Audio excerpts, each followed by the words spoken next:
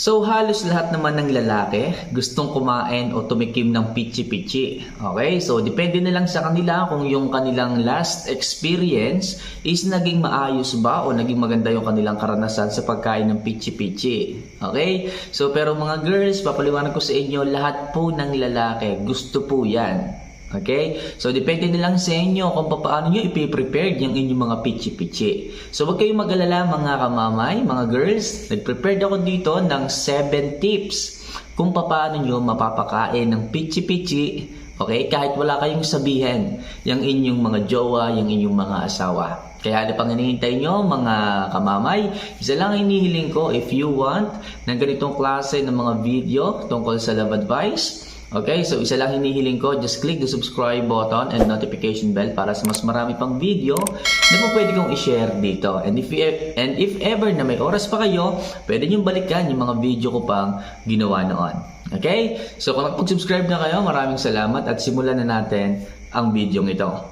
So number 1 tips kung paano nyo mapapakain ng pichi-pichi, okay, ang inyong mga partners. So number 1 tips, kailangan maamoy nila na fresh ang pichi-pichi mo. Okay? So, kailangan yan. Hindi po pwede na, okay, nagsisimula pa lang kayo sa inyong activities pero naamoy na niya yung something fishy.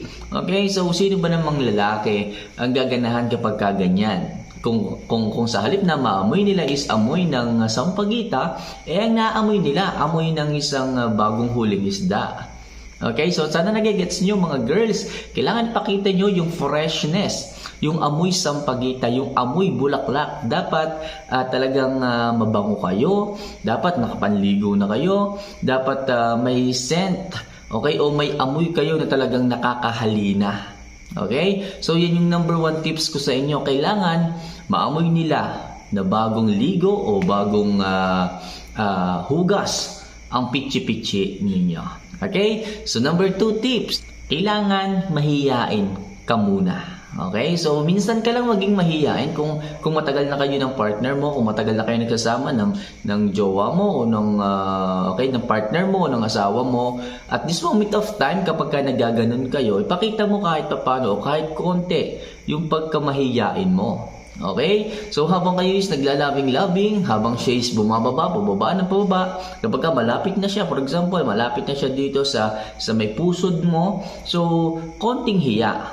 Wag agad yung open arms, open feet, kapag ka nandyan na, so wag sobrang excited. At this moment of time, ipakita nyo na may konti kayong pagkamahiyain sa kanya. So kaming mga lalaki, kapag ka the more na pinipigilan nyo, the more na nahihiya kayo, so mas ipinupush namin yung kagustuhan namin na amuyin ang inyong bulaklakan, napuntahan ang inyong kagubatan. Okay? So, number 2 tips, or maging mahiyain kayo kahit dito man lamang. Okay? So, number 3, manood kayo ng Netflix o manood kayo ng movie. Yung movie na pangmatanda.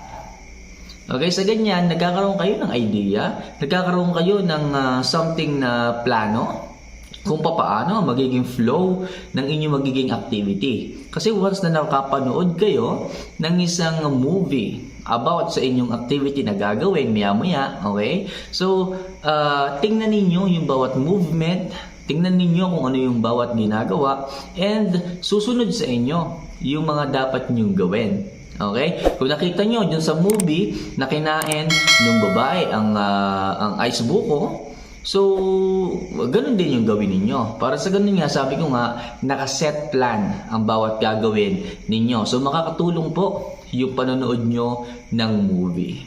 Number 4, kailangan nyo palaging maging neat and clean. Mag-trim kayo ng buhok. Hindi po pwede na kapag nandiyan na kayo, saka pala kayo dali-dali na magtitrim. O kaya naman, nakalimutan nyo na lahat.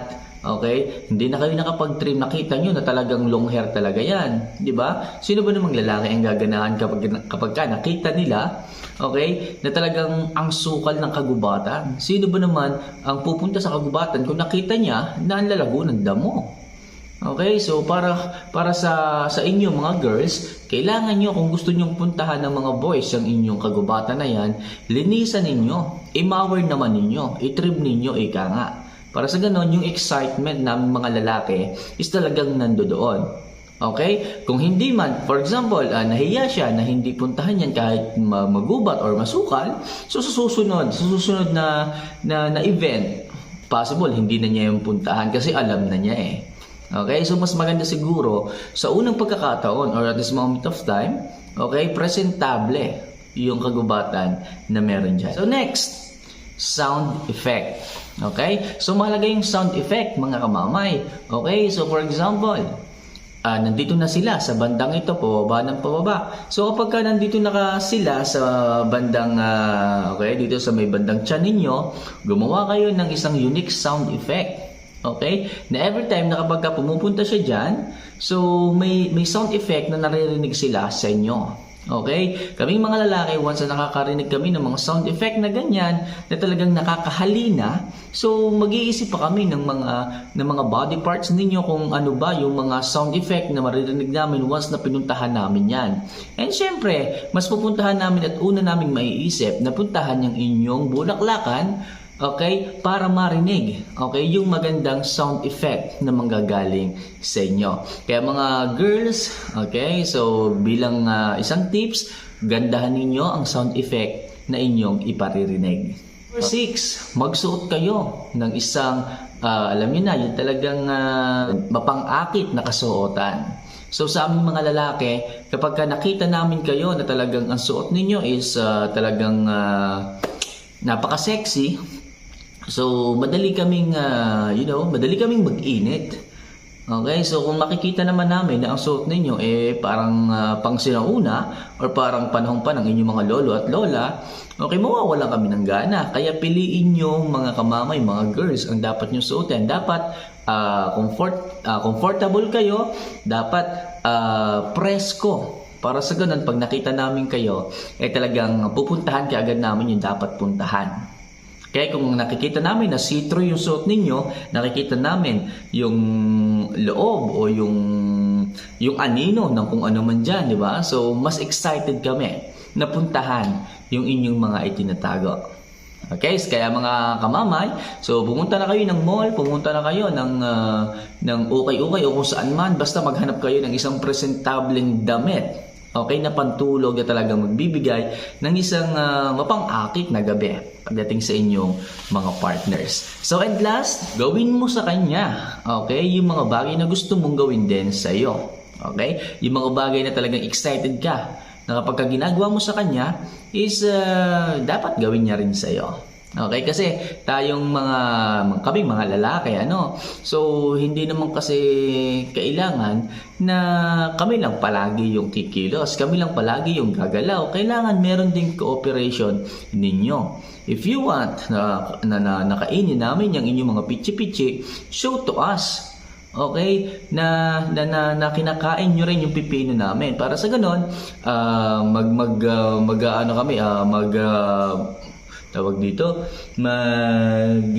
mag-feedback kami na ganyan din yung aming gagawin sa inyo. So, para magkaroon kami ng clue na ganito pala yung gusto nyong gawin. Diba? So, give and take lang yan mga kamamay. So, gawin mo kung anong gusto mong gawin sa akin and gagawin ko rin kung ano yung gusto mong gawin sa iyo. Okay? So far so good mga kamamay. Sana kahit paano makatulong ang simpleng tips na to para sa ating mga girls, sa ating mga kababaihan dyan na nag-iisip kung ano ba yung mga paraan and ways, okay, para kainin ng isang lalaki ang kanilang pichi-pichi. Okay, so hanggang sa muli mga kamamay, sana makatulong yan. And if you are not subscriber of this channel, ano pang hinihintay mo? Just click the subscribe button and notification bell para sa mas marami pang love advice, okay, tungkol sa pag-ibig. Hanggang sa muli mga kamamay, ako ang Mamay Love Advice, kasi ang mag-share sa inyo ng ganito klaseng mga tips. Hanggang sa muli, paalam.